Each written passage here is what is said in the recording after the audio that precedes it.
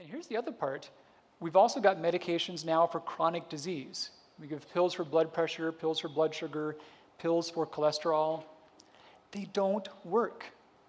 Now, what do I mean by that? Well, they can lower your cholesterol, but we don't honestly care about cholesterol. We care about heart disease.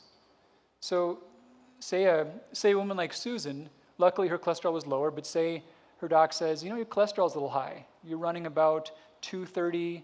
I want you to change your diet. You know, go low fat, do whatever. Let's check you again in a few months. So what happens? Cholesterol is no better. Maybe it's even worse. So the next step is you should take a medication for that because this is not safe for you.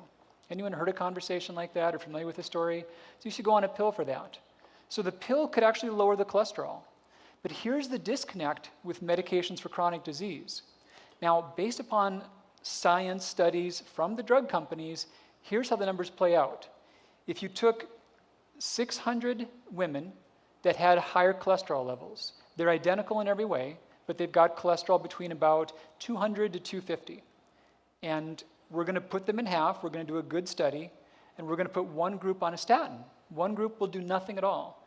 We're going to come back 10 years later, and we're going to see how many heart attacks we reduced.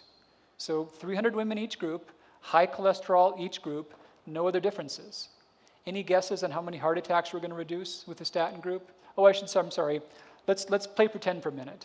Let's pretend that the 25% of participants who get liver enzyme elevations or muscle damage, that didn't happen.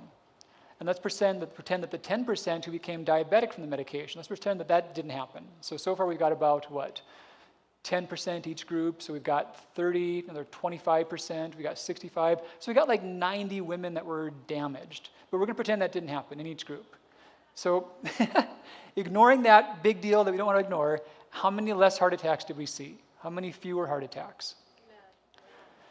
Well, it's a little better than that. It's maybe one.